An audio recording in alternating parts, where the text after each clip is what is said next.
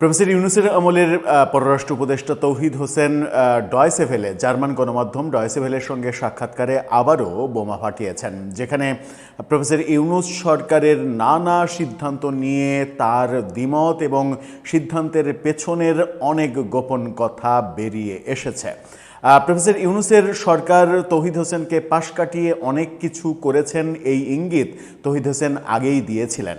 এবার ডয়েচে ভেলের সাক্ষাৎকারে ভারতের সঙ্গে গোলামির চুক্তি আছে কি নেই, আমেরিকার সঙ্গে চুক্তি, জাতিসংঘের সাধারণ পরিষদের যে সভাপতি হলেন ডক্টর খলিল, সেই জায়গায় তার নাম ছিল, সেটা পরিবর্তন হয়ে যাওয়া, ইউনূসের যে চুক্তি সেই চুক্তি ব্যাপারে ভেতরের তথ্য, এই ব্যাপারগুলো নিয়ে খুবই গুরুত্বপূর্ণ কথা বলেছেন। শেখ হাসিনাকে ভারত ফেরত দেবে কি দেবে না সেই ব্যাপারেও তার গুরুত্বপূর্ণ মতামত তিনি দিয়েছেন। তার বক্তব্যটা কিছু স্পর্শকাতর বিষয়কেও ছুঁয়ে গেছে। চলুন একটু বুঝে দেখার চেষ্টা করি প্রফেসর ইউনূসের যে মেটিকুলাস সরকার, সেই সরকারের পররাষ্ট্র উপদেষ্টাকে কিভাবে বাইপাস করে বহু সিদ্ধান্ত নেওয়া হয়েছিল, যেগুলোকে এখন তিনি বলছেন ভুল। থাকবেন পলিটিক্স টিভির নিয়মিত আয়োজনে।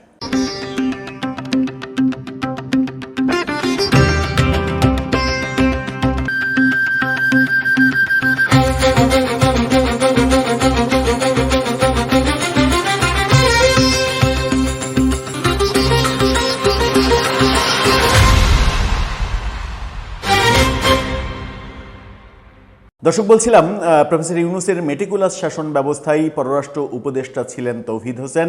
তৌহিদ হোসেনকে পাশ কাটিয়ে অনেক কিছু হয়েছে, বিশেষ করে পররাষ্ট্র মন্ত্রণালয়কে না জানিয়ে অনেক সিদ্ধান্ত তৎকালীন নিরাপত্তা উপদেষ্টা বর্তমান পররাষ্ট্রমন্ত্রী ডক্টর খলিলকে দিয়ে অনেক কাজ করিয়ে নেয়ার ঘটনা সম্পর্কে তখনই সমালোচনা হয়েছে, যে ব্যাপারটা পরবর্তীতে তৌহিদ হোসেনের একাধিক সাক্ষাৎকারে প্রমাণ হয়ে গেছে যে তাকে পাশ কাটিয়ে এই কাজগুলো করা হয়েছে। এমনকি আমেরিকার সঙ্গে যে গোলামির চুক্তি, গোপন চুক্তি, সেই চুক্তি সম্পর্কে অন্ধকারে রাখা হয়েছিল তৌহিদ হোসেনকে। তিনি স্পষ্ট করে বলেছেন যে এই চুক্তির যে শর্ত, সেই শর্ত আমরা জানতাম না। আমরা বলতে তিনি জানতেন না, এটা সব থেকে আশ্চর্যের ব্যাপার। তিনি পররাষ্ট্র উপদেষ্টা ছিলেন, তাকে না জানিয়ে এটা করা হয়েছে। তিনি বলছেন আমরা অনেকেই এটা জানতাম না, তবুও এটার বিরোধিতা আমরা করেছি। বিশেষ করে সরকারের মেয়াদ শেষ হওয়ার মাত্র 3 দিন আগে এই চুক্তি না করার জন্য আমরা বলেছি। এই চুক্তি সেই সময় করা উচিত হয়নি, পরবর্তী সরকারের জন্য, নির্বাচিত সরকারের জন্য সেটা রেখে দিলে ভালো হতো, এই ব্যাপারটা তিনি বলেছেন। তাকে প্রশ্ন করা হয়েছিল যে এই চুক্তি, যেটা দেশবিরোধী চুক্তি বলা হচ্ছে, সেই চুক্তি কি বাতিল করা উচিত, আপনি মনে করেন কি? তিনি বলেছেন চুক্তি করার পরে সেটা বাতিল করতে গেলে তার রিয়াকশান, ফলাফল কি হবে সেটা আপনাকে আগে কল্পনা করতে হবে। অর্থাৎ আমেরিকার সঙ্গে করা চুক্তি, সেটা যে বাংলাদেশের সাধ্য নেই সেই চুক্তি বাতিল করার, সেই ব্যাপারে তিনি স্পষ্ট কথা বলেছেন। তিনি যখন এই কথা বলছেন তখন তিনি মানবিক করিডোর, মায়ানমারকে যে করিডোর দেওয়ার আলোচনা চলছিল এবং সেটা অনেকখানি এগিয়ে গিয়েছিল প্রফেসর ইউনূস সরকার, যেটা সেনাবাহিনীর মূলত সেনাপ্রধানের দ্বিমতের কারণে, সেনাপ্রধান বলিষ্ঠভাবে এটার বিরুদ্ধে অবস্থান করার কারণে এই করিডোর দিতে পারেননি। যে করিডোর সম্পর্কে প্রথম গণমাধ্যমে তৌহিদ হোসেন কথা বলার পর থেকে তাকে মূলত বাইপাস করে এই কাজগুলো করা হয়েছে। তিনি স্পষ্ট বলেছেন যে মায়ানমারের সঙ্গে যে মানবিক করিডোরের প্রসঙ্গ, সেটা তো আর আমি আকাশ থেকে নামিয়ে আনিনি, সেটা আকাশ থেকে আসেনি, আকাশ থেকে কোনো বিষয় এনে আমি বলিও নি, শুধুমাত্র কথা বলেছেন।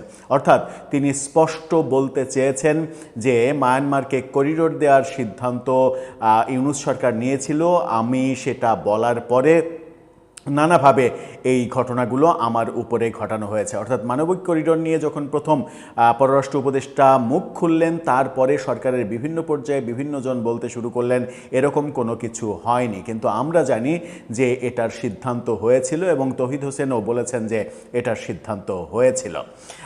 তৌহিদ হোসেন শেখ হাসিনার প্রত্যার্পণ নিয়ে কথা বলেছেন এবং স্পষ্ট বলেছেন যে ভারত কখনোই শেখ হাসিনাকে ফেরত দেবে না।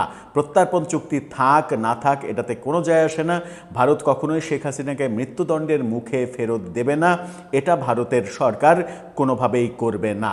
এটা মানে শেখ হাসিনাকে রেখেই, তাকে ফেরত না দিয়েই বাংলাদেশকে ভারতের সঙ্গে সুসম্পর্ক তৈরি করতে হবে। এবং তিনি স্বীকার করেছেন প্রফেসর ইউনূস সরকার অর্থাৎ তাদের সরকারের আমলে ভারতের সঙ্গে তারা সম্পর্ক ভালো করেনি, অর্থাৎ সম্পর্কটা যে খারাপ ছিল, শত্রুতার ছিল, সেটা তিনি স্বীকার করেছেন।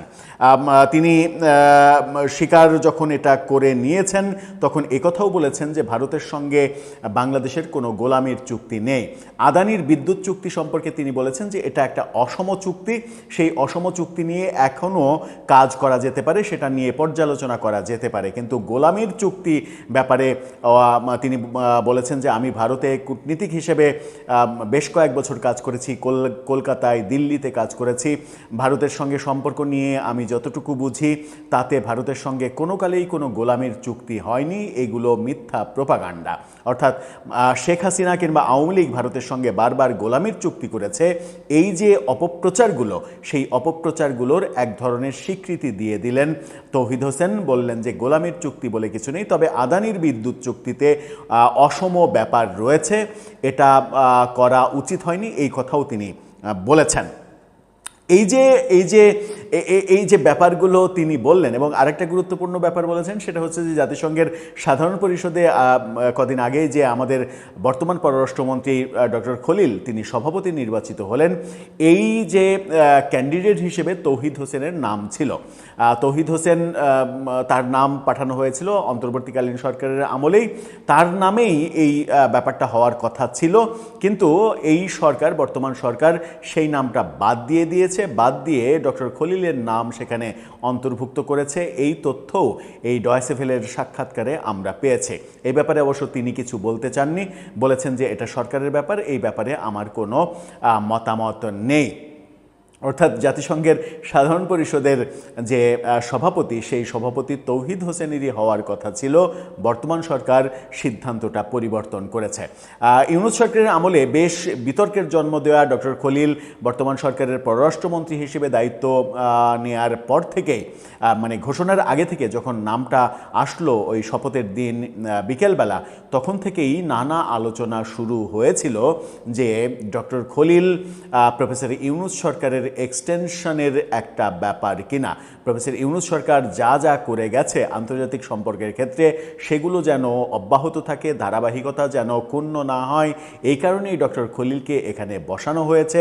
এই বক্তব্যও অনেকে দেওয়ার চেষ্টা করেছেন, কিন্তু আমরা যেটা বলতে চাই সেটা হচ্ছে যে বিএনপি দীর্ঘদিন দেশ চালিয়েছে, তারা তো এত বোকা হওয়ার কথা নয় যে কারো এজেন্ডা বাস্তবায়নের জন্য কাউকে তারা তাদের সরকারে অন্তর্ভুক্ত করবে। জানি না, সেটা ভুলও হতে পারে। দর্শক, আপনার কাছে কি মনে হয় তৌহিদ হোসেন যে গুরুত্বপূর্ণ তথ্যগুলো দিয়ে দিলেন, এর পরের স্টেপগুলো কিভাবে এগোবে? প্রফেসর ইউনূস সরকার একের পর এক বিতর্কের মুখে যখন পড়ছেন এবং তাদের উপদেষ্টারাই যখন সব কিছু ফাঁস করে দিতে শুরু করেছেন, তাহলে এরপরে কি হবে? প্রফেসর ইউনূসের সরকারে যারা এই মেটিকুলাস কর্মকাণ্ডগুলো করেছিলেন, তারা কি ভবিষ্যতে আদালতের কাঠগড়ায় দাঁড়াতে বাধ্য হবেন? আপনার মতামত জানিয়ে লিখতে পারেন আমাদের কমেন্ট বক্সে।